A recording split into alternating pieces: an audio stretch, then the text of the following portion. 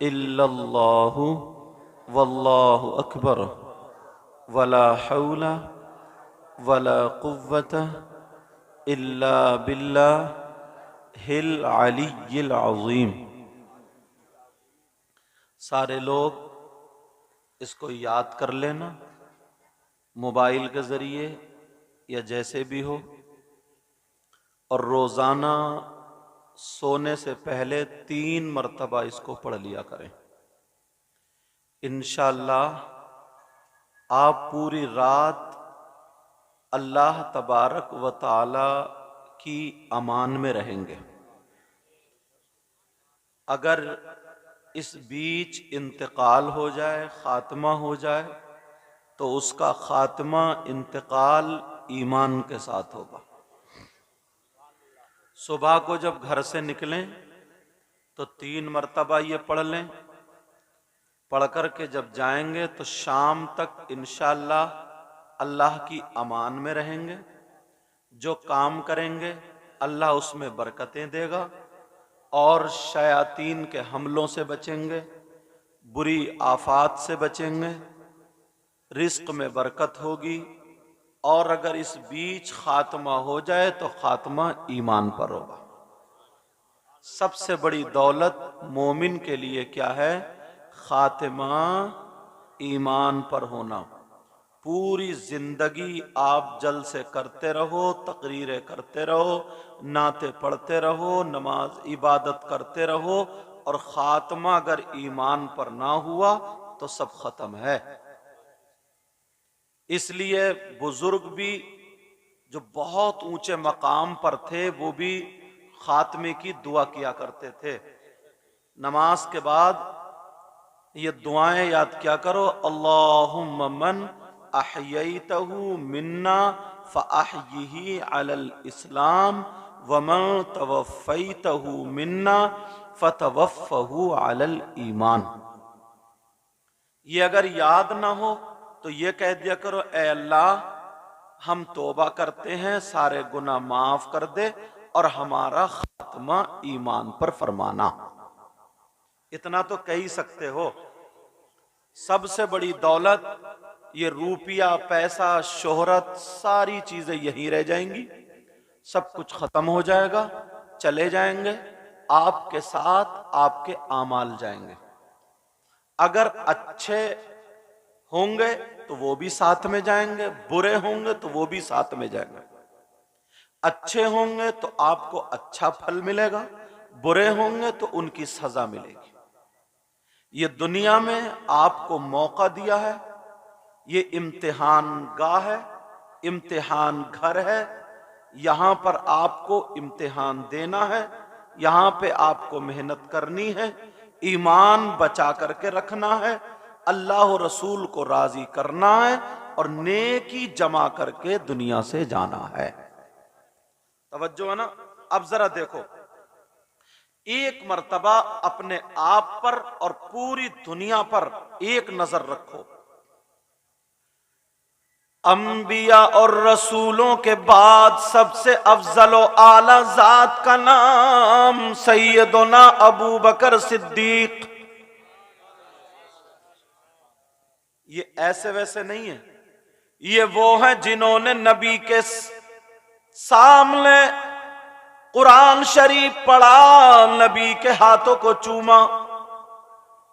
आज खाली नबी के रोजे को देखने वाला, आका की कब्र शरीफ पे जाने वाला, आका फरमाते हैं ऐसा गुनाहों से पाक हो जाता है जैसे भी मां के पेट से पैदा हुआ।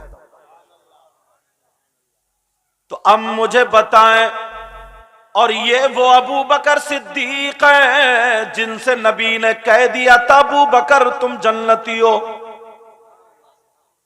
उमर से भी कहा, उस्मान गनी से भी कहा, मौला अली से भी कहा, 10 सहाबा किराम को दुनियाई पर जन्नत की बशारत दे दी। और भी जैसे जैसे वक्त आता गया, कभी किसी सहाबी या सहाबिया को नबी जन्नत की बशारत देते गए। मगर मुझे बताओ प्यारो, जरा सोचो, उनको तो ये सोचना चाहिए था अब मैं जन्नती हो गया, मगर पूरी तारीख उठा करके देखो, हजरत अबू बकर सिद्दीक का एक कदम भी शरीयत के खिलाफ नहीं उठा। अल्लाह बरकत फरमाए। और अपना क्या है, सुबह से शाम तक कितने लोग जलसे में आ रहे हैं, जितने हैं इनमें से कम 50 लोग नापाक होंगे। ये एक मोटी सी बात है, कोई किताब पढ़ने की जरूरत नहीं है, हदीस पढ़ने की जरूरत नहीं, सिर्फ इस पेशाब को जाओ तो पानी ले जाओ, ये सबको मालूम है। मगर उसके बावजूद भी पाक नहीं रह सकता, और फिर रोना रोता है कि कमाता बहुत हूं, कमाते कमाते भुतना हो गया, मगर फिर भी बरकत नहीं होती। कभी बेटी बीमार, कभी बेटा बीमार, कभी कोई बीमार, कभी कोई बीमार। तुमने सोचा बरकत नहीं होती, अरे मौलाना को तो छोड़ो, नबी की सुनो। नबी फरमाते अगर जिस मकान में कुत्ता रहता हो या नापाक इंसान रहता हो, उसमें बरकतें और रहमत के फरिश्ते नहीं आते। कारनामे अपने गलत हैं। ये एक छोटी सी बात मैंने दी आपको। और थोड़ा सा ऊपर चलो, थोड़ा सा और आगे बढ़ो। लोग क्या करते जनाब, बड़ा कुछ दिनों पहले हुआ था रे, फलस्तीन में ऐसा हुआ, वहां ऐसा हुआ, या वो वहां हुआ, लेकिन अपने यहां क्या हुआ ये देखो। अब जरा तवज्जो रखना इस बात पर कि वहां पर ऐसा हुआ, किसी के, हमारे यहां भी किसी के घर तोड़ दिए, कहीं मस्जिद की दीवार तोड़ दी, कहीं कुछ, कहीं, ये सारी चीजें हैं। मगर टटोलो, ढूंढो, तलाशो। मैं तुमसे पूछना चाहता हूं, बताओ वो कितना बड़ा मुजरिम शख्स होगा जो किसी के मकान को नहीं बल्कि दीन को ढाए। क्या करे बोलो, दीन को ढाने वाला कितना बड़ा मुजरिम होगा। अगर तुम्हारे यहां दीन को ढाने वाला तुम्हारे घरों में आकर के रहने लगे तो क्या तुम उसे पसंद करोगे? मुझे बताओ, उसे पसंद करोगे? उसे साथ में खाना खिलाओगे? उसे साथ में लेकर के चलोगे? तुमने कभी सोचा दीन को ढाने वाला, लेकिन आज इतने बड़े मजमे में पूरे इलाके भर से लोग आए हैं, तो मैं तुम्हें बता दूं, दीन को ढाने वाले की पहचान बता दूं कि दीन को कौन ढा रहा है।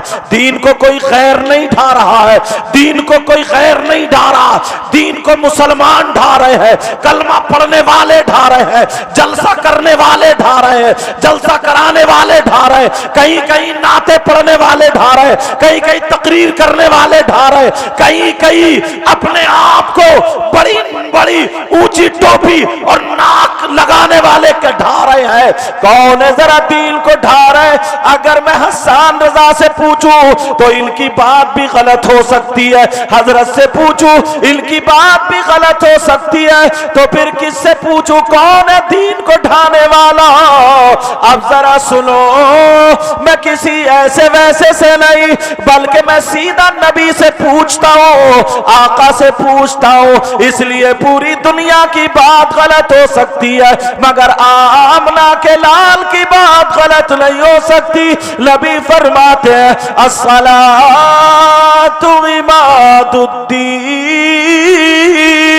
मन अकामहा फकद अकामद्दीन व मन तरकहा फकद हदमद्दीन। नबी फरमाते हैं नमाज दीन का सुतून है, नमाज दीन का सुतून है। जिसने नमाज को कायम किया उसने दीन को कायम रखा, जिसने नमाज को छोड़ दिया नबी फरमाते उसने दीन को ढा दिया। नारे तकबीर, नारे रिसालत। अब अपने घरों में देखो, अगर जिसकी 2 बेटी है वो मुझे जवाब दे, जिसकी 3 बेटी हैं वो भी जवाब दे, जिनके 2 बेटे हैं वो भी जवाब दे, जिनके 4 बेटे हैं वो भी जवाब दे। फजर में तुम उठे, तुम्हारे बच्चों ने नमाज पढ़ी, बोलो। और नबी फरमाते जो नमाज छोड़ता है वो दीन को ढाता है। दीन को ढाने वाला तुम्हारा बेटा, तुम्हारी बेटी। अरे झांक के तो देखो, मेरी तुम्हें कड़वी लगेगी लेकिन सच होगी। बड़ी आसानी से जलसे में खड़े होकर किसी ने गिरबान फाड़ के नारे तकबीर, नारे रिसालत, ये नोट ऐसे करके उछाल के देगा, सब लोग देख रहे हैं, बड़ा ईमानदार आदमी है, और अभी ईशा की नमाज पढ़ के नहीं आया, मगरिब की नमाज नहीं पढ़ी, असर की नहीं पढ़ी, जोहर की नहीं पढ़ी। और अल्लाह माफ फरमाए, बाज बात शायर भी ऐसे ही है, मैक पे तो आकर के झुमा देता है मगर नमाज नहीं पढ़ता, बचेगा वो भी नहीं। जो बात सच है वो सच है। मैंने इसलिए सबको, चाहे मैं हूं या आप हो, लेकिन जरा गौर करो, तवज्जो करो, ये किसी मौलाना का फतवा नहीं है, ये नबी की बात है, आका फरमाते हैं। और मुसलमान जरा तू इतना बता, तेरी बेटी को फजर में कौन उठाएगा, तेरे बेटे को कौन उठाएगा? क्या मौलाना साहब आएंगे, इमाम साहब आएंगे, मुफ्ती साहब आएंगे, प्रधान जी आएंगे? कोई नहीं, ये जिम्मेदारी माँ बाप की है। किसकी जिम्मेदारी है ये? निभा रहे हो? बड़े चर्चे होते जनाब, बड़े चर्चे, वहां ऐसा हो गया, वहां वैसा हो गया। तुम्हारे घर में तो दीन ढाया जा रहा। इधर देखो ना, कुछ दिनों पहले गोश्त बंद हो गया था, सब में चौराहों पे चर्चे चल रहे थे, यार अब क्या होगा, गोश्त बंद हो गया, अब क्या? 8 दिन तुम्हारे घर में नमाज बंद रहती है तो कभी चर्चा नहीं होता। जुमे की नमाज पढ़ ली, हो गए मुसलमान। जुमे की नमाज पढ़ ली, हो गए जन्नती। जुमे की नमाज पढ़ ली, 8 दिन में नहा लिए, धो लिए, वो भी नहाने का ढंग तक नहीं, गुस्ल के फराइज याद नहीं, हो गए जन्नती। और दावा इतना करता सीना ठोक के कि हम नबी के गुलाम हैं, नबी के गुलाम। मैं तो ये कहता हूं, ये मुंह और मसूर की दाल। शर्म आनी चाहिए हमें। आपको एक भी तुम्हारी कोई चीज ऐसी मिलती हो जो मुझे बताओ। और जरा देखो, थोड़ा सा आगे बढ़ता हूं तो तुम्हें पता चलेगा। उलमा बैठे, जिम्मेदारी से बोलूंगा। हश्र का मैदान होगा, हाजी साहब बंधे पड़े होंगे, चलो जहन्नम की तरफ को। हाजी साहब बंधे पड़े हैं, ठेकेदार साहब भी बंधे पड़े, कुछ मौलाना भी बंधे होंगे। ये सारे लोग जो ऐसे बंधे पड़े, कहां जा रहे? कुरान में साफ है। ओ अरे यार, ये तो पीर साहब थे भाई, पीर साहब। ये पीर साहब भी बंधे पड़े। अरे इन्हें तो हम बड़ा अच्छा समझते थे, जब ये बंधे पड़े तो हमारा क्या होगा? ये तो झुमा दिया करते थे सबको, हमारा क्या होगा? ये तो बंधे पड़े। अब उनसे पूछा जाएगा, मा सलककुम फी सकर। पूछो इनसे कुरान की आयत है कि नहीं। मगर तुम्हें फुर्सत मिले तभी तो कुरान पढ़ो। फुर्सत मिलती है तो रील बनाता और देखता। अब पूछा जा रहा, मा सलककुम फी सकर। ये तो बताओ हाजी साहब बताओ, या बड़े इज्जतदार साहब पीर साहब बताओ, तुम जहन्नम में क्यों जा रहे हो? तुम्हें घसीट के क्यों ले जाया जा रहा? तुम्हें क्यों पकड़ के ले जाया जा रहा? हमारा क्या होगा जब तुम पकड़े गए तो क्या होगा? जहन्नम में जाने की वजह बता दो। तो कुरान की दूसरी आयत में आता, कालू लम नकु मिनल मुसल्लीन।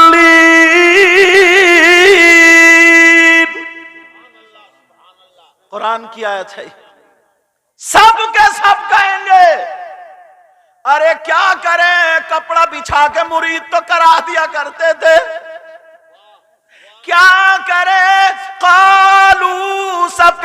बोलेंगे लम नकु मिनल मुसल्लीन। अरे मर गए, क्या हुआ? बोले नमाज नहीं पढ़ते थे इसलिए जा रहे हैं। ये हमारा जुर्म था कि नमाज किसी जलसे में ना नमाज पे तकरीर कर दो तो नौजवानों कुछ के मुंह सूख जाते। बोले अरे यार जलसा बिगड़ गया भाई, क्या जमाना आ गया। और जरा ना चुटकुले दो चार फेंक दो और इधर की अरे यार मजा आ गया साहब, जलसे में मजा। जो असली काम की बात थी वो रह गई। क़ालू लम नकु मिनल मुसल्लीन,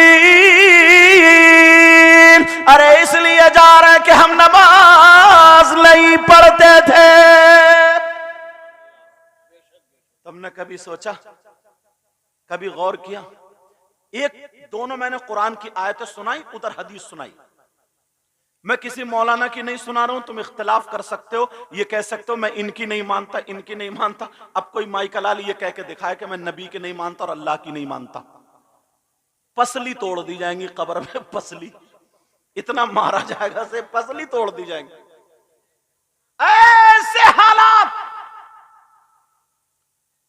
कहते हैं यार पतन। और औरतें ना ये जो ढूंढती है ना कि हमें मिल जाए, क्या मिल जाए? को क्रीम ऐसा मिल जाए जो चेहरे के दाने बंद हो जाए, क्रीम ऐसा मिल जाए जो खूबसूरत हो जाए, यूं है तू, ऐसी बातें ढूंढती ना, तलाशती। मालूम है क्यों कुछ औरतों के चेहरे बिगड़ते और आदमियों के चेहरे बिगड़ते? मालूम है क्यों?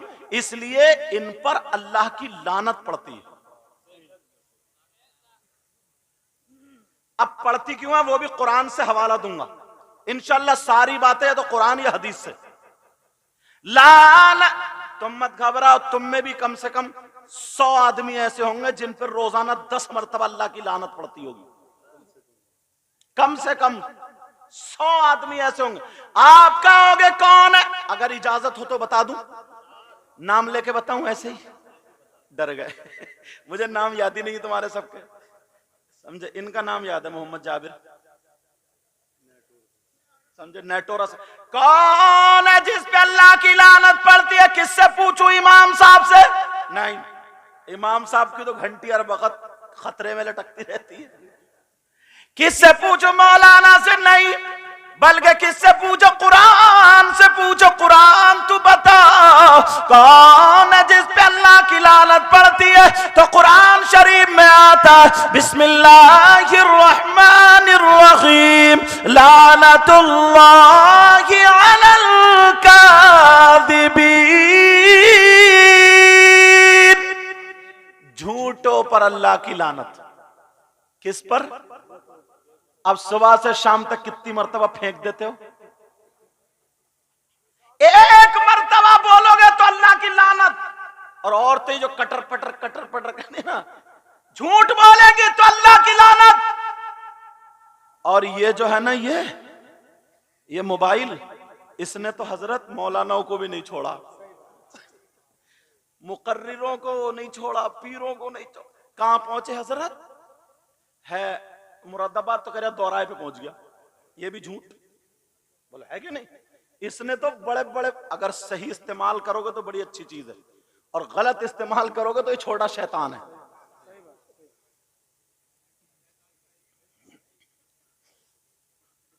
अब जरा सोचो, अगर एक मर्तबा झूठ बोलोगे तो अल्लाह की लानत, कम से कम 10 मर्तबा झूठ बोलते हो तो अल्लाह की लानत। कभी सोचा कि हम अल्लाह की लानत से बच रहे हैं या नहीं बच रहे हैं? साबुन से 3 मर्तबा धोएगा, शैम्पू से 5 मर्तबा नहाएगा, कितने ही नहा ले, चेहरे पे नूर तभी आता जब अल्लाह की लानत से बचेगा। समझ रहे हैं मेरी बात?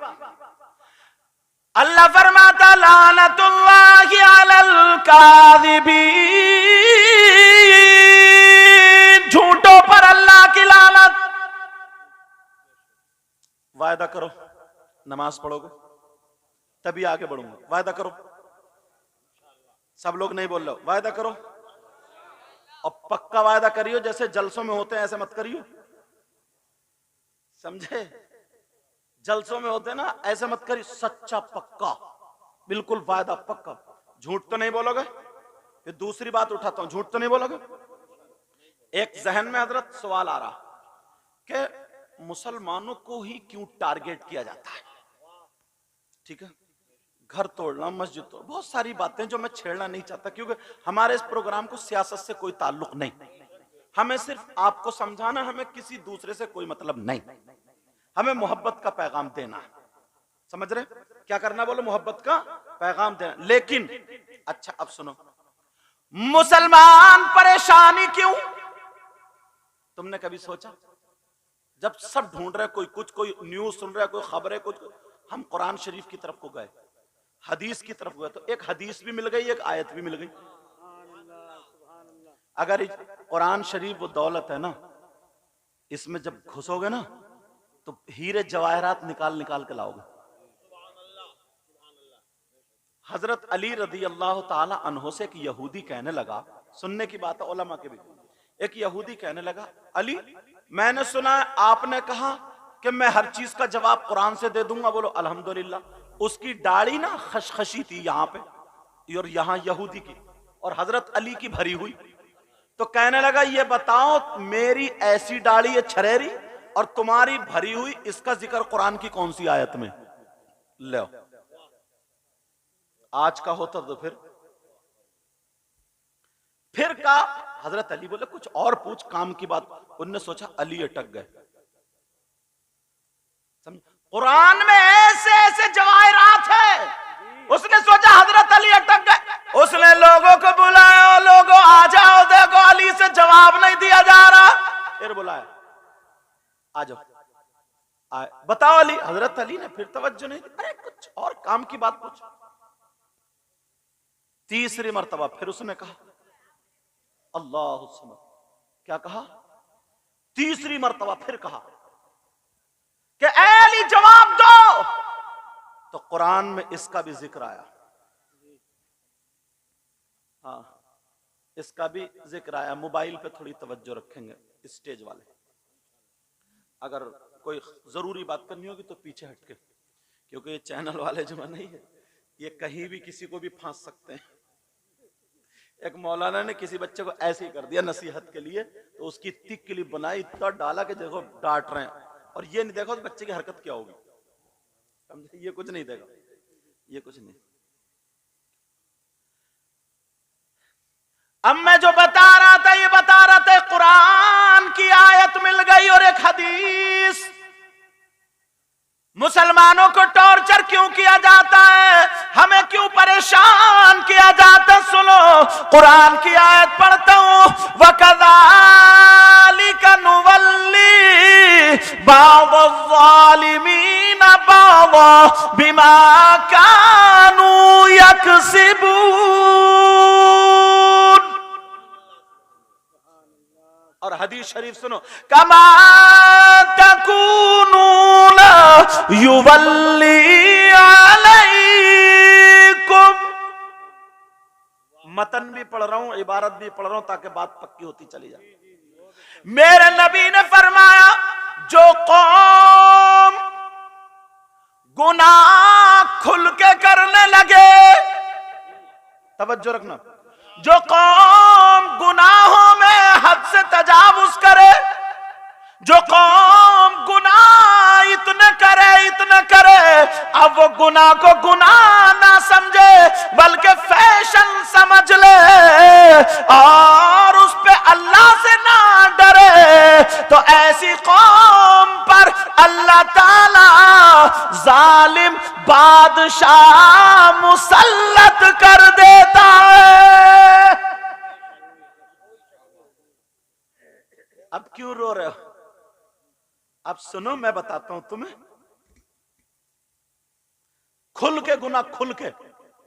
हजरत मजार शरीफ जैसी जगह कितनी पाकीज़ा, नबी के बाद, हमारे आका के बाद, क्यों खातमुन नबीयीन है आका, अब उनके बाद कोई नबी नहीं आएगा। दीन और इस्लाम का काम चलाने वाले दो ग्रुप, एक उलमा का, एक औलिया का।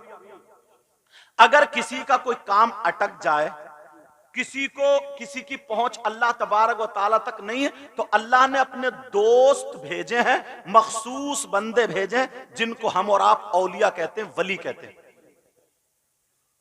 वहां पर जाकर के मज़ारात पर सल्लम हाजिरी देते, उनकी जिंदगी को देख करके अपनी जिंदगी रोशन करते। बोलो करते नहीं करते? मगर मज़ारात पर भी लोगों को टाइम नहीं मिलता था, तो एक साल में उर्स होता था।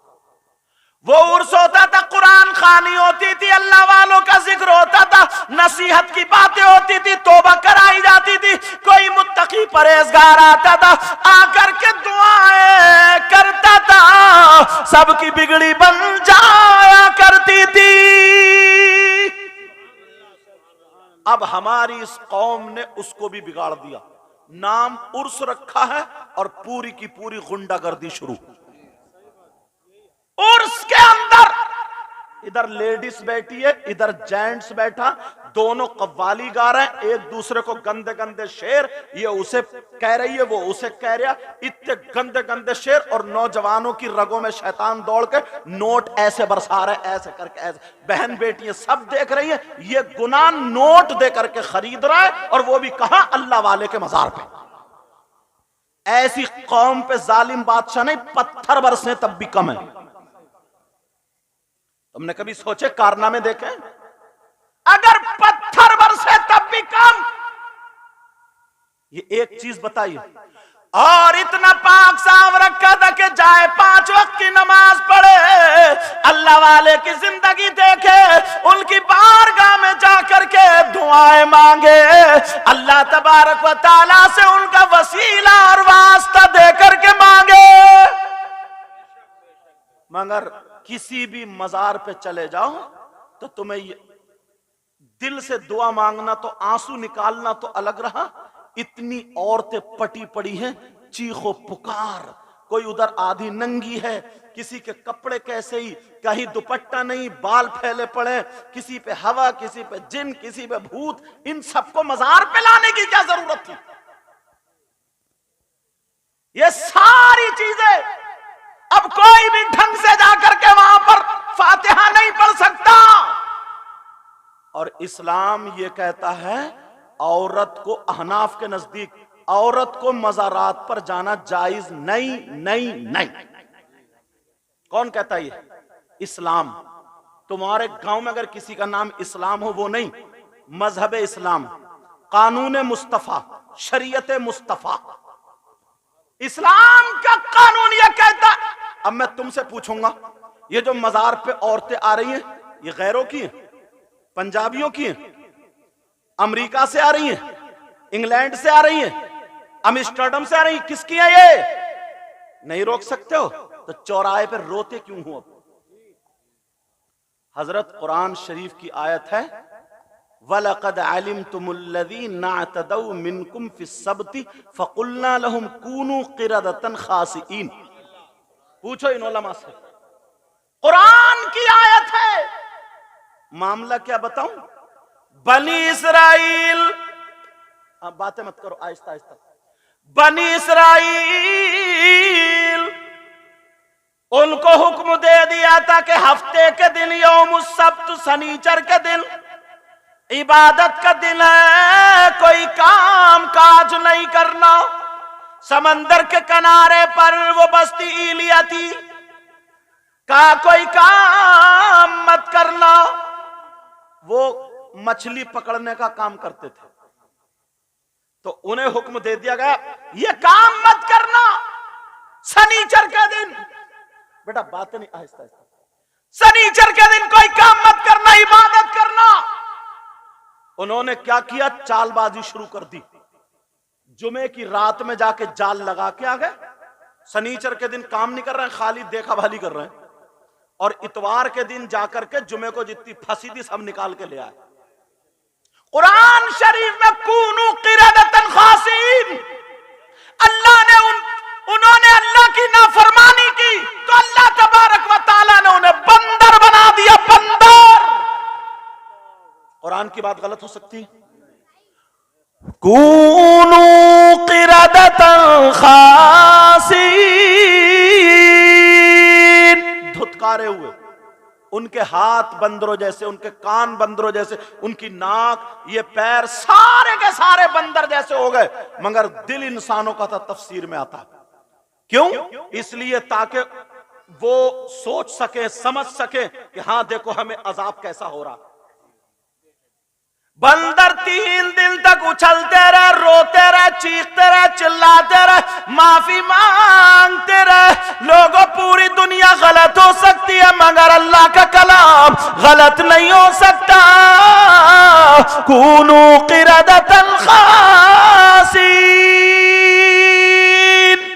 3 दिन तक उन्हें बंदर रखा, पत्थरों की बारिश बरसाई और नेस्तो नाबूद कर दी। अल्लाह की नाफरमानी करने पर तुमने झांका गिरेबान में कभी कितने करतूत कर रहे हो? कभी देखा अपने आप को? तवज्जो रखो मेरी तरफ। कभी देखा अपने आप को? नहीं देखा। वो तो अल्लाह तबारक व तआला ने अपने महबूब को वमा अरसलनाका इल्ला रहमतल लिल आलमीन, महबूब को रहमत बना करके भेजा। वरना पिछली उम्मतों में ना किसी ने मुर्गी चुरा ली तो पर जमाए, सींग वाला कोई जानवर चुरा सींग जमाए। आका को महबूब रहमत बना करके भेजा अपने महबूब को, तो बचे पड़ो। तो ये हालत है। मेरे नबी को देखो यार, पैदा हो रहे तो तुम्हारे लिए दुआ, रब्बी हबली उम्मती। जवान है तो नोकीले पत्थर पे सर रख करके रब्बी हबली उम्मती। कब्र में जा रहे हैं तो फिर हजरत कुसुम बिन अब्बास ने होठ हिल रहे थे, नबी के कान पर कान रख करके देखा तो नबी यही फरमा रहा है, रब्बी हबली उम्मती। मेरे नबी ने पेट से पत्थर बांधे, गले में ओजड़ी पड़ गई है। नबी पे पत्थर औबाश गुंडों ने मारे, रास्ते में कांटे बरसाए गए। नबी ने कितनी तकलीफ उठाई है इस उम्मत की खातिर, रातों रात रो रो करके दुआएं की है। और इस उम्मत का ये आलम है। नबी फरमा रहे, नमाज मेरी आंखों की ठंडक है, तो ये नमाजों से भाग रहा है और कहता है हम नबी का दामन नहीं छोड़ेंगे, गौस का दामन नहीं छोड़ेंगे।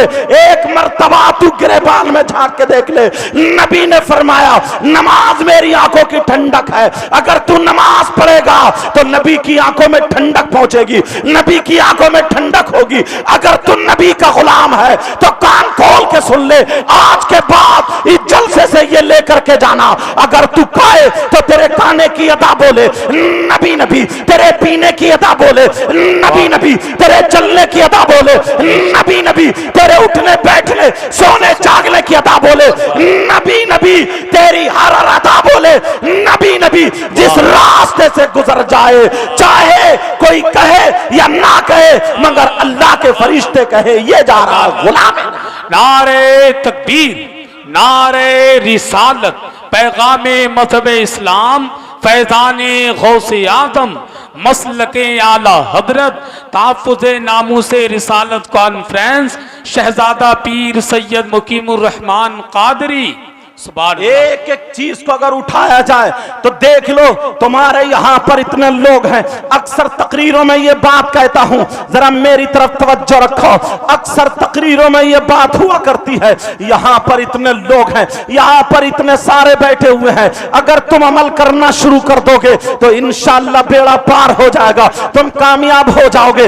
देखो खुल करके जो गुनाह कर रहे हैं, आज हम सारे लोग गुनाहों की तरफ को चल दिए हैं। कोई दे समझता ही नहीं है कि ये गुनाह है या क्या है क्या नहीं है। तुम अपने यहां पर देखना, शादी में देखना, तुम अपने यहां पर ब्याह में देखना, तुम अपने यहां किसी फंक्शन में देखना, किसी प्रोग्राम में देखना, शादी के अंदर तुम देख लेना, 50 लड़कियां अगर है तो एक भी ढंग के कपड़े नहीं पहने होगी। 50 लड़कियां अगर है तो एक भी ढंग के कपड़े नहीं पहने हैं। किसी के बाल कैसे ही है, किसी का चेहरा कैसे ही है, किसी के हालात कैसे ही है।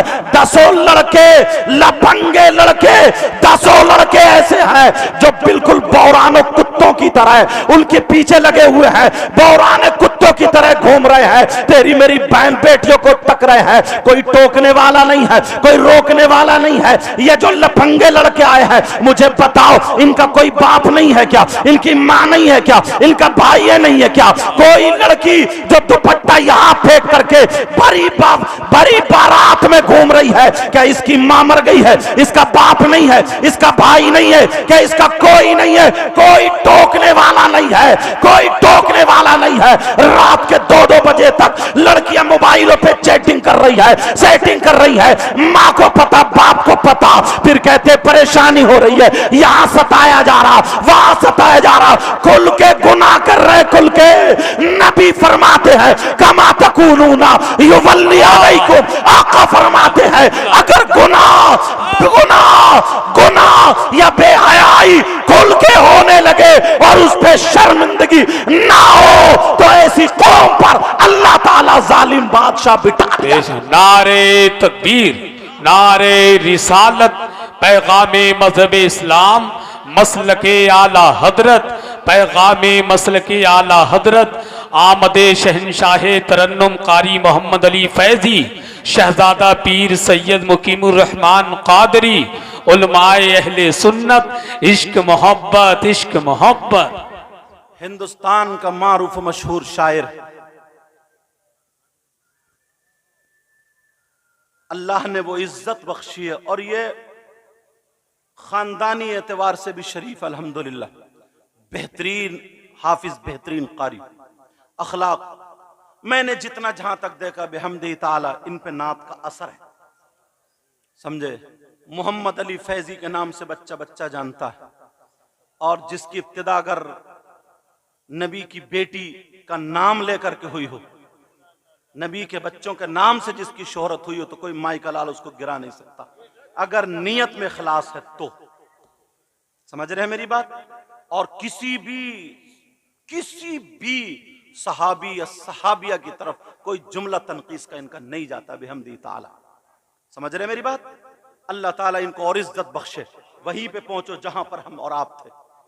सारे उलमा जितने मिंबर शरीफ पर बैठे, आप समझ रहे हो ना, मैं कुर्सी पे बैठा हूं, सबसे अच्छा मैं हूं, शायद यही बैठे से नहीं, कोई पता नहीं इन लोगों में कौन ऐसा हो जिसकी अदाएं अल्लाह और रसूलुल्लाह को बड़ी पसंद हो।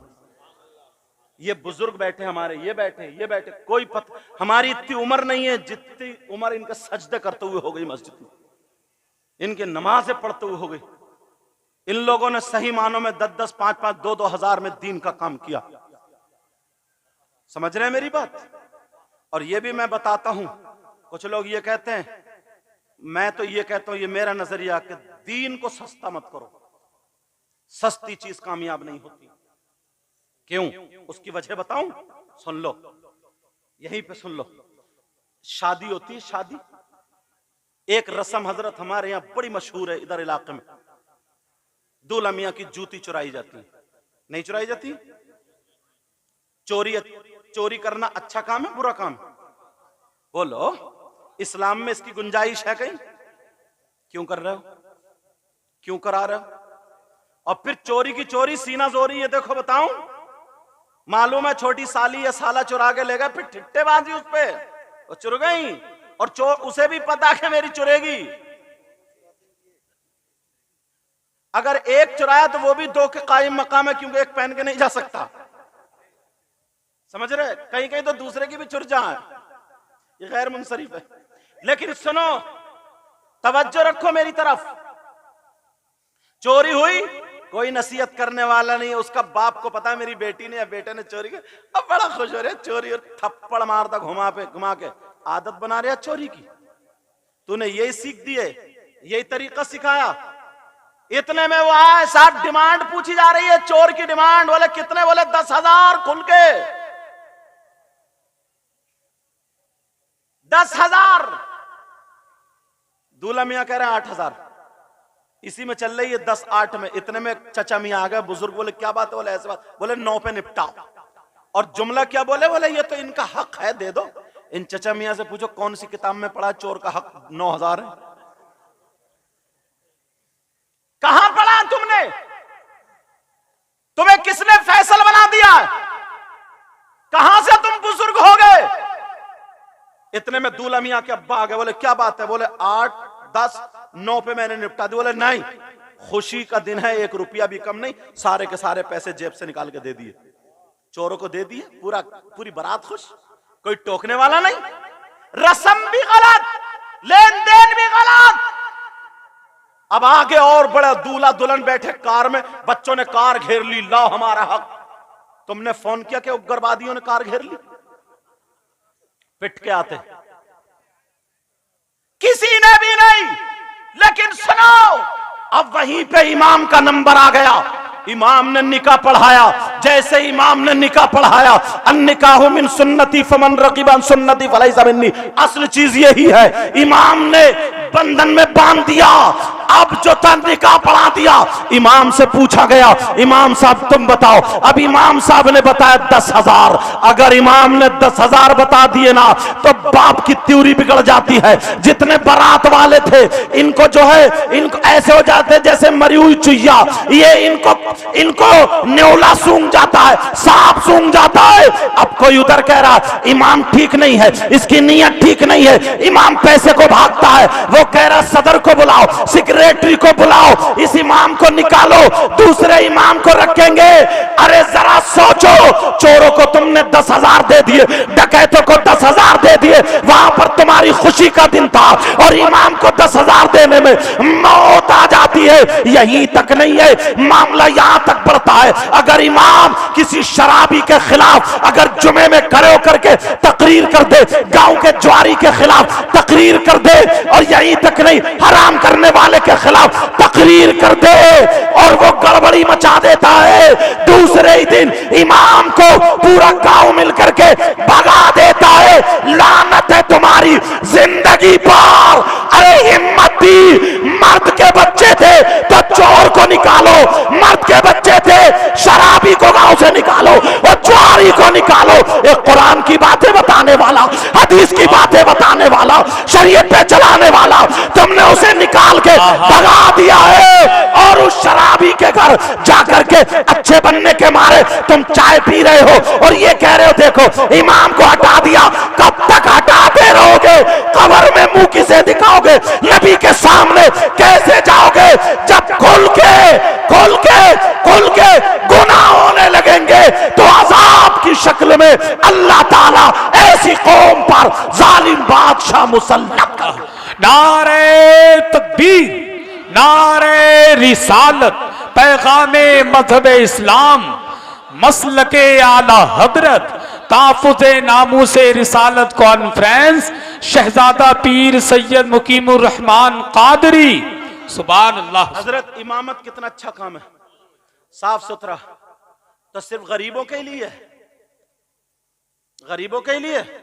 मालदार अपने बच्चों के इमाम क्यों नहीं बनाते? पढ़ाते हुए मालूम है कि 10,000 मिलेंगे, और यहीं अगर 50,000 की तनख्वाह होती ना तो जगहें नहीं मिलती, क्वालिटी निकल के आती, क्वालिटी। अब तो कोई बोल रहा मुस्ताकीम,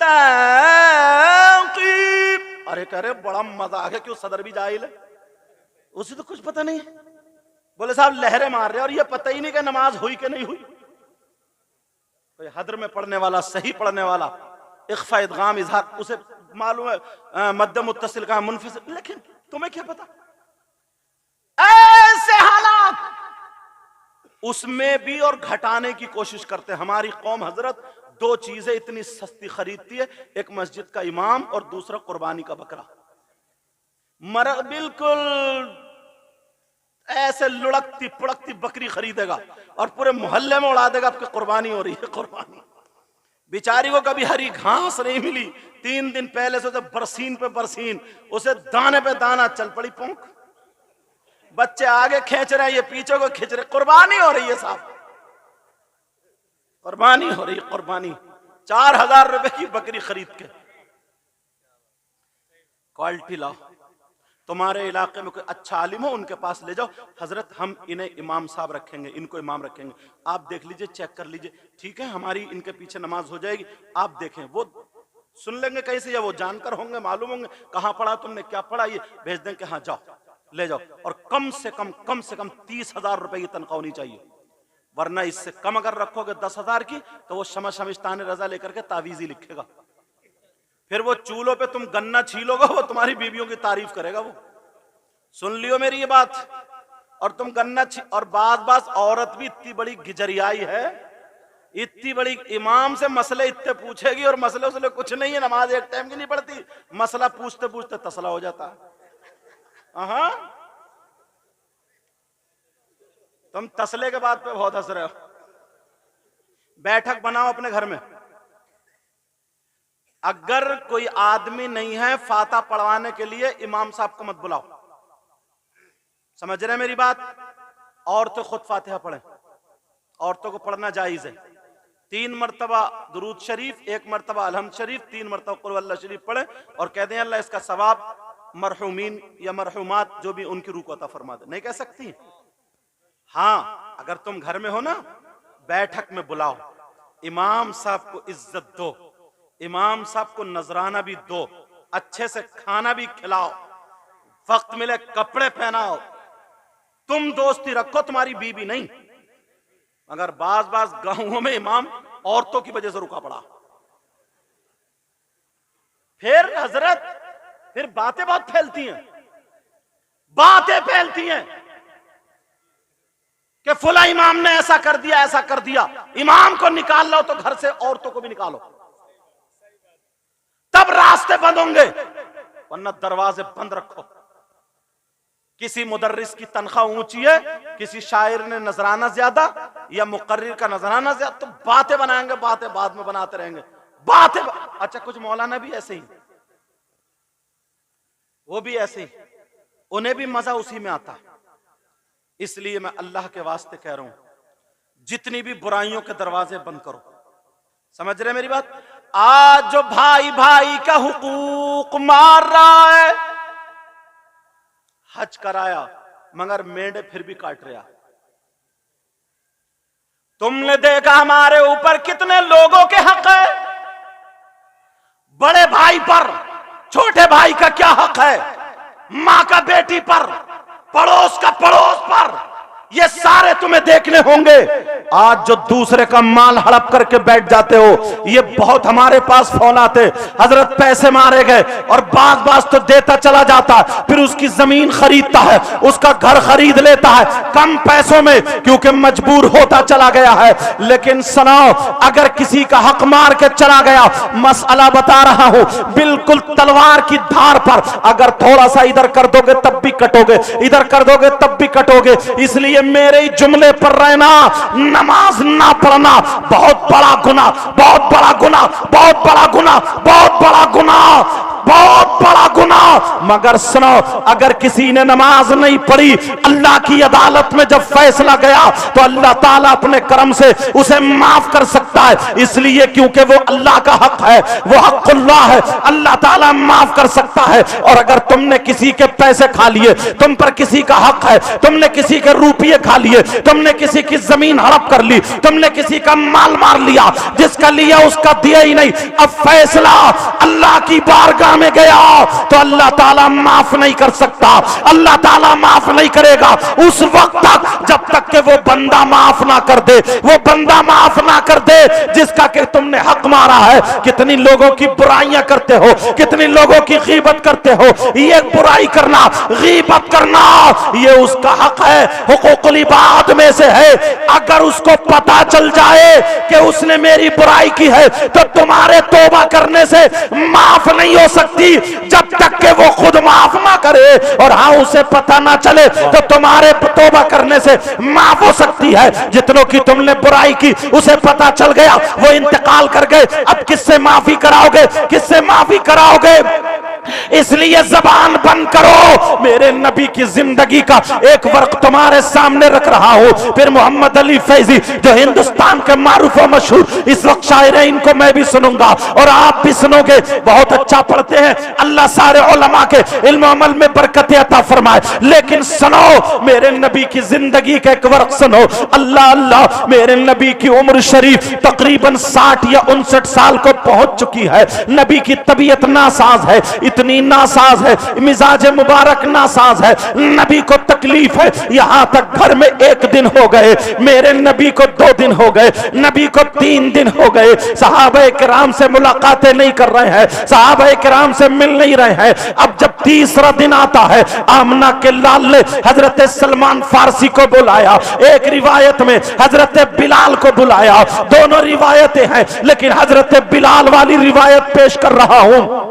हजरत बिलाल को बुलाया और बुलाने के बाद कहा, बिलाल जाओ मदीने की गलियों में ऐलान कर दो, आज मोहम्मद अरबी तुमसे कुछ नसीहत करना चाहते हैं, कुछ वसीयत करना चाहते हैं। ये आखिरी वसीयत है। मेरे नबी की वसीयत क्या थी? ऐ लोगों जरा सुनना और इन कमेटी वालों को मुबारकबाद देना। इन्होंने जो इतना बड़ा जलसा किया है, इतने उलमा हाजिर हुए हैं, अल्लाह ताला इसको कबूल फरमाए, हमारी मौला इसके सदक़े में मग़फ़िरत फरमा दे। लेकिन सुनो, मेरे नबी की तबीयत नासाज, बिलाल को भेज दिया, बिलाल जाओ मदीने की गलियों में ऐलान कर दो। हजरत बिलाल मदीने में जब आए, मदीने की गलियों में ऐलान कर रहे हैं, कह रहे हैं, ऐ लोगों सुनो, नबी का हुक्म है, नबी का फरमान है, नबी ने फरमाया है, ऐ लोगों सारे के सारे मस्जिद नबवी में चलो, मेरे नबी कुछ फरमाना चाहते हैं। अब सारे लोगों ने जब सुना, जिसकी दुकान खुली थी खुली रह गई, जिसकी बंद थी बंद रह गई, सारे लोग टूट पड़े। अब मेरे नबी, सारे लोग जब पहुंच गए, मेरे नबी की तबीयत इतनी नासाज थी, नबी से अकेले नहीं चला जा रहा था। मेरे नबी ने एक मोढ़ा हजरत अली के कांधे पर रखा और एक मोढ़ा, एक हाथ हजरत इब्ने अब्बास के मोढ़े पर रखा। अल्लाहु समद। और मेरे नबी इन दोनों के सहारे से मस्जिद नबवी पहुंच जाते हैं। नमाज अदा करने के बाद अब मिंबर शरीफ पर बैठ जाते हैं। जैसे ही आमना के लाल मिंबर शरीफ पर बैठे, अब मेरे नबी ने फरमाया, मेरे नबी ने खुतबे के बाद सारे लोगों से ऐलान किया, ऐ लोगों, ऐ मेरे जानी सारो, तुम मुझसे बड़ा प्यार करते हो, बड़ी मोहब्बत करते हो, मुझ पे तुम अपनी जान कुर्बान कर देते हो। सारे लोगों ने कहा, आका हमारे माँ बाप आप पर कुर्बान, हमारी औलाद आप पर कुर्बान, हमारा तन मन धन सब कुछ आप पर कुर्बान। मेरे नबी ने फरमाया, बैठो बैठो सुनाओ, मेरी बात ही है सुनाओ। सारे लोग बैठ जाते हैं। नबी ने फरमाया, ऐ लोगों, अगर किसी का कोई हक मुझ पे आता हो तो ले लो। ये आमना के लाल इरशाद फरमा रहे हैं, ऐ लोगों, अगर किसी का कोई हक आता हो तो मुझ पे हक आता हो तो ले लो। तमाम सहाबा नबी के चेहरे को देख रहे। अबू बकर बोले, आका हमें जान मिली आपके सदके में, ईमान मिला आपके सदके में, कायनात का जर्रा जर्रा बना आपके सदके में। यही कौल कुछ अल्फाज बदल करके हजरत उमर का था, यही हजरत उस्मान का, यही मौला कायनात हजरत अली का, कुछ अल्फाज बदले हुए थे, मफहूम यही था। मेरे नबी ने फरमाया, नहीं बैठो बैठो बैठो। सारे लोग बैठ गए। फिर कहा, अगर किसी का कोई हक आता हो तो ले लो। एक सहाबी खड़े हो गए, कहा, आका मेरा हक आ रहा है, 11 दिरहम आ रहे हैं। हजरत फजल बिन अब्बास से कहा, दे दो। वो 11 दिरहम दे दिए। आमना के लाल तबीयत नासाज है, मिजाज मुबारक नासाज है, अकेले चला नहीं जा रहा, खड़ा ढंग से नहीं हुआ जा रहा, मगर नबी फरमा रहे, अगर किसी का कोई हक आता हो तो ले लो। तमाम सहाबा की गर्दनें नीचे हैं। आका, आका कायनात पर आपका हक है, आप पर किसी का हक नहीं हो सकता। लेकिन इतने में एक सहाबी रसूल खड़े हो जाते हैं और खड़े होकर के कहते हैं, आका मेरा हक आप पर आ रहा है। जब इतना कहा, उस सहाबी की तरफ को हजरत उमर ने देखा, हजरत अबू बकर ने देखा, उस्मान और अली ने देखा, और जो सहाबा थे उन्होंने भी देखा। लेकिन वो सहाबी कह रहे, आका मेरा हक आप पर आ रहा है। अब तमाम सहाबा चुप हैं। मेरे नबी के सामने वो बोले, आका मेरा हक आप पर आ रहा है। मेरे नबी बोले, क्या हक है बोलो, क्या हक है बोलो। वो सहाबी कहने लगे, आका एक मर्तबा मैं और आप दोनों जंग में जा रहे थे, आपका घोड़ा आगे था, मेरा घोड़ा पीछे था, आपने अपने घोड़े के चाबुक मारा, इतने में मेरा घोड़ा आगे आ गया। जो आपने चाबुक मारा था, जो आपने कोड़ा मारा था, आका वो कोड़ा मेरी पीठ पर लग गया था, आपके घोड़े के नहीं लगा था, आका मेरी पीठ पर लगा था, उस कोड़े का हक आ रहा है। अल्लाहु समद। हजरत उमर कहने लगे, उस सहाबी रसूल का नाम भी सुनते चले जाओ। उन सहाबी रसूल का नाम हजरत ओकाशा रज़ी अल्लाहु ताला अन्हु आता है। यही वो ओकाशा है, अगर नबी वुजू के लिए खड़े, नबी वुजू बनाते हैं तो ये ओकाशा अपना दामन फैला के खड़े होते हैं, और नबी थूकने के लिए आते हैं, ओकाशा दामन फैला के खड़े होते हैं। नबी के लिए इतने कुर्बान है, लेकिन आज कह रहे हैं मेरा हक आ रहा है।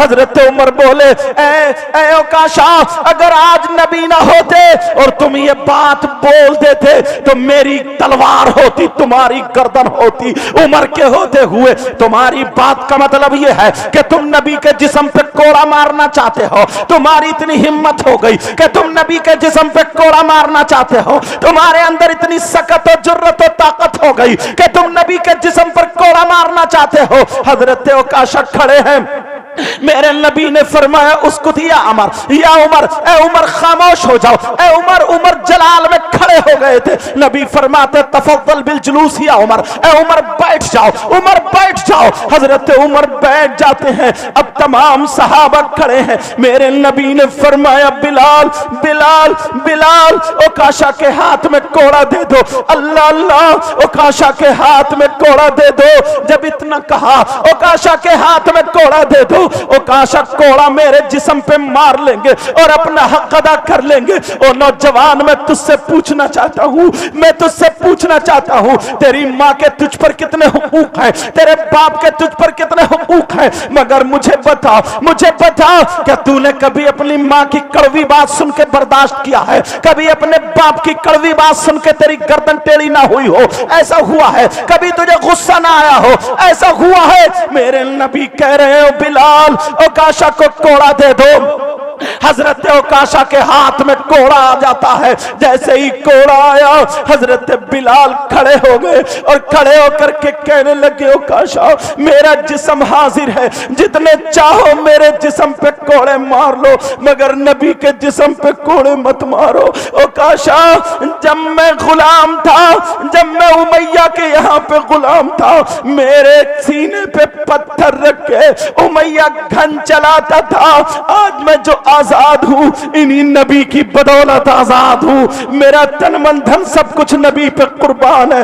उकाशा कोड़ा मत मारो। इतने में हजरत अली खड़े हो गए और खड़े होकर के कहने लगे उकाशा, तुम कोड़े की बात कर रहे हो, जब तक अली जिंदा है, अगर फूल की पत्ती भी कोई दुश्मनी से मारेगा तो अली फूल की पत्ती भी पहुंचने नहीं देगा। मगर मामला ऐसा है उकाशा, उकाशा, अली के जिस्म पे कोड़े मार लो, इसकी हड्डियों का चूरा चूरा कर दो, इसकी गोश्त की बोटी बोटी कर दो, मगर नबी की तबीयत तुम देख रहे हो, नबी की तबीयत नासाज है। मेरे नबी से संभल के खड़ा नहीं हुआ जा रहा है। क्या तुम नबी के जिस्म पे कोड़ा मारने के लिए तैयार हो? जब इतना कहा, उकाशा कहने लगे आका, आका, अगर मैं बिलाल या अली के जिस्म पे कोड़ा मार लूं तो क्या हक अदा हो सकता है? मेरे नबी ने फरमाया नहीं हो सकता, नहीं हो सकता, नहीं हो सकता। जब इतना सुना, सहाबा की सिसकियां निकल गई और कह रहे हो उकाशा, क्या तुम पागल हो गए हो? अरे उकाशा, तुम तो अपना सब कुछ नबी पे कुर्बान करते थे, लेकिन अब कोड़ा मारने के लिए तैयार हो।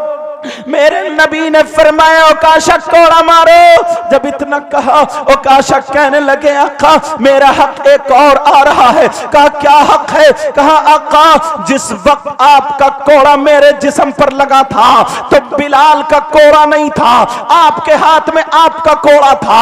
अगर मैं बिलाल के कोड़े से मार लूं तो क्या हक अदा हो सकता है? मेरे नबी ने फरमाया नहीं हो सकता। अब मेरे नबी हुक्म देते हैं, बिलाल, बिलाल, जाओ तुम मेरी बेटी खातून जन्नत के यहाँ चले जाओ, फातिमा के यहाँ चले जाओ। अल्लाह अल्लाह, अब खातून जन्नत के यहाँ पर जब जाते हैं, हजरत बिलाल रोते हुए जा रहे हैं। इधर जो तब बार बार हजरत उमर खड़े होते हैं और कहते हैं उकाशा, क्या तुम्हारे समझ में नहीं आ रहा उकाशा? अरे तुम देख नहीं रहे हो, तुम क्या थे क्या हो गए हो? जब इतना कहा, इधर हजरत बिलाल रोते हुए चले जा रहे। खातून जन्नत के दरवाजे पर पहुंचे, आवाज दी, अंदर से आवाज आई, कौन है? का अहले बैत अथार का गुलाम है, नबी के बच्चों का खादिम है। मैं वो हूँ जो पंजतन पाक का सदका खाने वाला हूँ।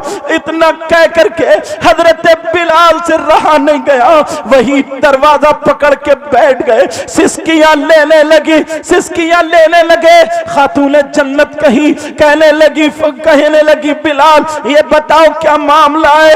कहा खातून खातून जन्नत अपने बाबा वाला कोड़ा दे दो, अपने बाबा वाला कोड़ा दे दो। अल्लाह अल्लाह जब रोता हुआ देखा, फातिमा कहने लगी ओ बिलाल ये बताओ तुम रो क्यों रहे हो? हजरत बिलाल ने छुपाना चाहा कि बेटी का कहीं दिल ना फट जाए। अल्लाह अल्लाह उन्होंने कहा मुझे हुक्म हुआ है बाबा वाला कोड़ा दे दो। कहा बिलाल जल्दी बताओ, तुम्हें मक्के की गलियों में गरम गरम कांटों पर लोहे के लिटा करके ऊपर से तुम्हारे सीने पे पत्थर रख के घन चलाया जा रहा था, तब भी तुम रो नहीं बल्कि मुस्कुराते हुए नबी का कलमा पढ़ रहे थे। बिलाल बताओ, तुम्हारी जबान पे गरम गरम लोहा लगाया जा रहा था, उस वक्त भी तुम बुलंद आवाज से तौहीद और रिसालत के नारे लगा रहे थे। कहा बिलाल बताओ क्या हुआ है? जब बिलाल ने सुना तो बिलाल को बताना पड़ा। ओकाशा ने ऐसे ऐसे कह दिया है, खातून जन्नत की आंखों में आंसू आ गए। खातून जन्नत ने बच्चों को बुलाया, तालिया हसन, तालिया हसन, तालिया हुसैन, तालई बुनैया। दोनों बच्चे मेरे प्यारे लाडले, जरा करीब आ जाओ। दोनों बच्चे छोटे छोटे हैं। अल्लाह मेरे आका मेरे आका अपने नवासे को बड़ा प्यार करते हैं। कहा बेटा जाओ, दोनों बच्चे चले जाओ और कोड़ा ये है, जाओ एक भाई अपने नाना को आगे से कवर कर लेना और एक भाई पीछे से कवर कर लेना, ताकि मेरे नाना के मेरे बाबा के जिस्म पे कोड़ा ना लगे।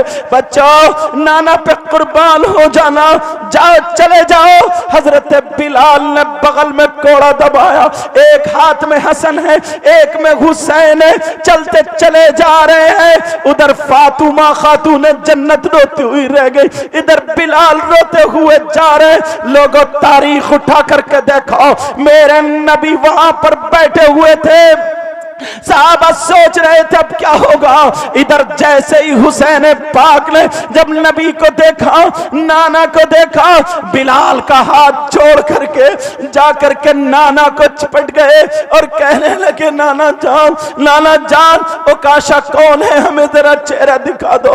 नाना जान आपके जिस्म पे कोड़ा मारना चाहते, जरा बता दो, बताओ नाना जान। इधर हसन भी आ गए, वो पीछे से हुसैन आगे से। कहा ओकाशा के हाथ में कोड़ा दे दे, हमारे 1000 कोड़े मार ले। कहा बिलाल ओकाशा के हाथ में कोड़ा दे दो।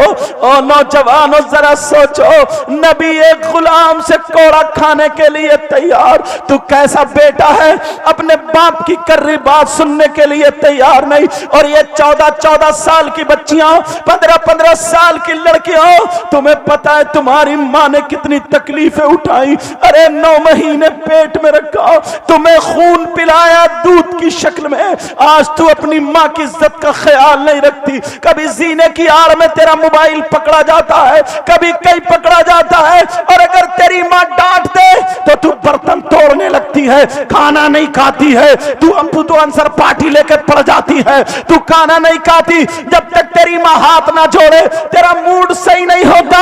ओ मेरी बच्चियों, हाथ जोड़ के कह के जाऊंगा, माँ को कभी तकलीफ मत देना, अपने बाप को तकलीफ मत देना।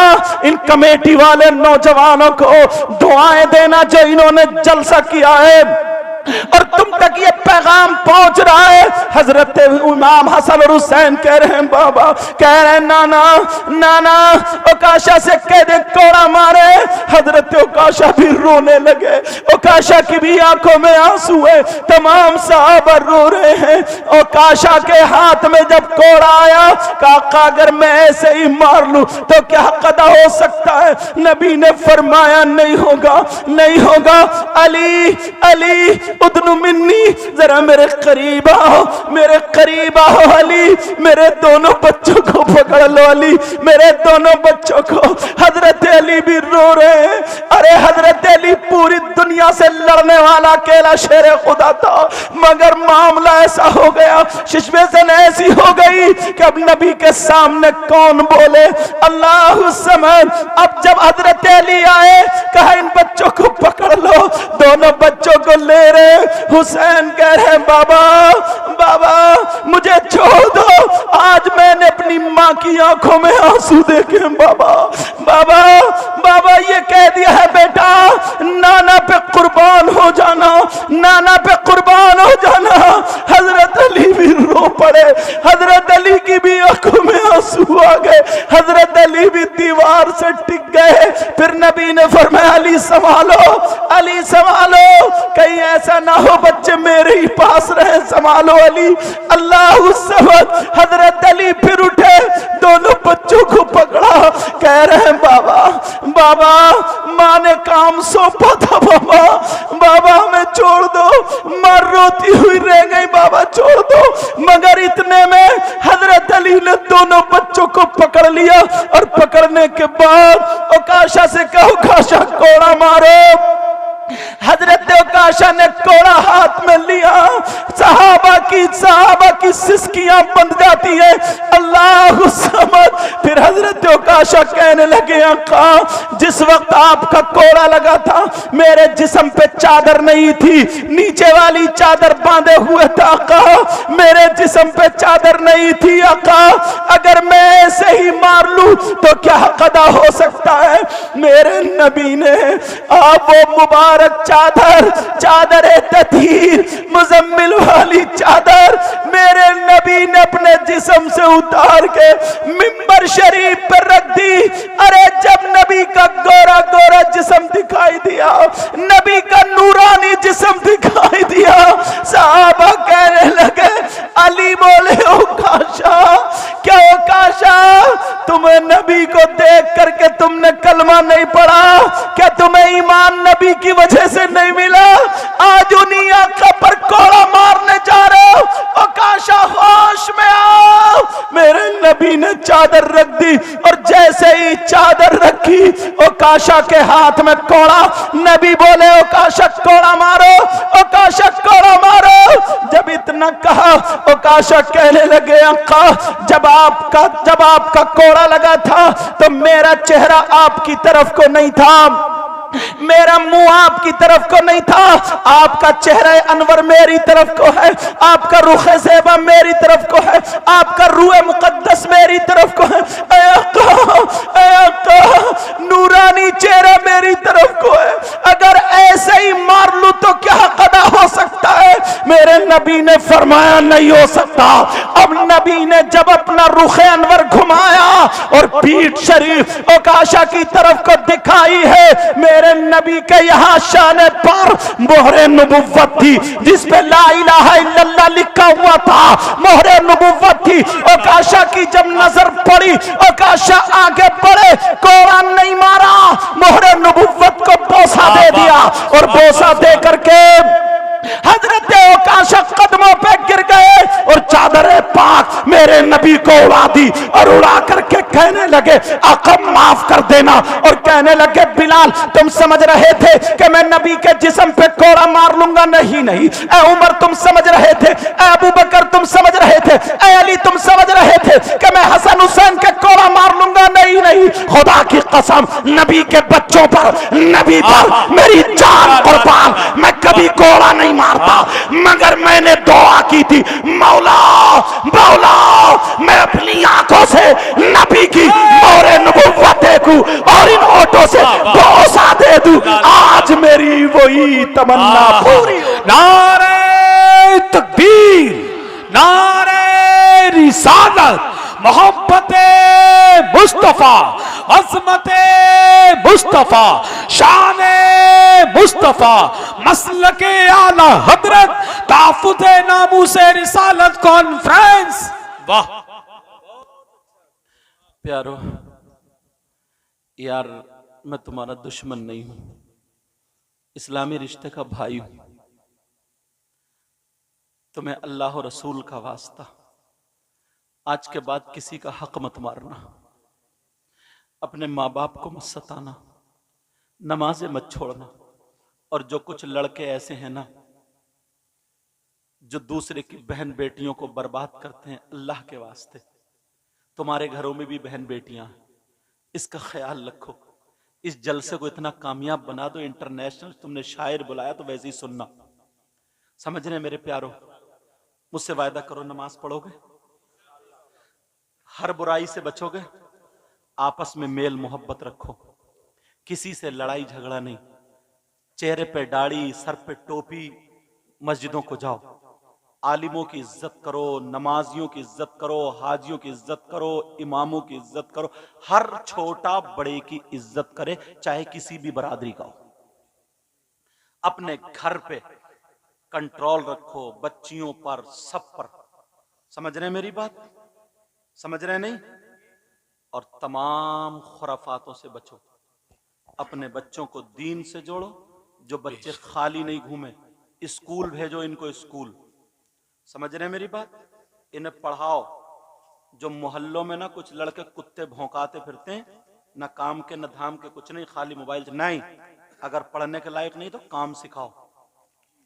तुम्हारे बच्चे इंग्लिश मीडियम पढ़े, हिंदी मीडियम पढ़े, ये सब पढ़ेंगे, 5,000 या 2,000 रुपए इमाम साहब को दे करके अपनी बैठक में तुम मौजूद हो, वहां पर 1 घंटा अपने बच्चों को पढ़वाओ, ताकि दीनी तालीम हो। समझे? इमाम साहब का भी फायदा होगा और तुम्हारा भी फायदा होगा। इमाम साहब का कम फायदा होगा, तुम्हारा ज्यादा होगा, ताकि जब तुम्हारा इंतकाल हो तो कम से कम तुम इतना कमा के गए, तुम्हारी कब्र पे जाके फातिहा पढ़ सके, ताकि एक सिपारा पढ़ के तुम्हारे लिए मगफिरत की दुआ कर सके। जी, कम से कम इस लायक हो जाए कि जब बाप की नमाज अगर बेटा पढ़ाता है तो बात ही कुछ और होती। सही बात। समझ रहे हैं मेरी बात? बेटा अपने हाथ से गुस्ल देना सीखे। समझ रहे हैं? इन चीजों का ख्याल रखना। बस आगे नहीं बोलूंगा। मैंने कुरान की आयत पढ़ी थी, बिस्मिल्लाहिर्रहमानिर्रहीम, अल्लाह के नाम से शुरू, जो बड़ा मेहरबान निहायत रहम वाला। वल तकुम मिनकुम उम्मा, तुम में से एक गिरोह ऐसा होना चाहिए, यदऊना इलल खैर, जो खैर की, नेकी की दावत दे, वयअमुरूना बिल मारूफ, और भलाई का और नेकी का हुक्म भी दे, वयनहौना अनिल मुनकर, और जो बुराई से रोके, व उलाइका हुमुल मुफलिहून, यही वो लोग हैं जो कामयाब हैं। कामयाब बनोगे इंशाअल्लाह। बोलो, इसमें जो गलती हो गई हो मैं सबको गवाह बना करके तौबा करता हूँ, मौला माफ फरमा दे, और मुझे भी अमल की तौफीक, इनको भी अमल की तौफीक। इंशाअल्लाह जिंदगी रही तो फिर मुलाकात। वमा अलैना इल्लल बलाग। अस्सलामु अलैकुम व रहमतुल्लाह।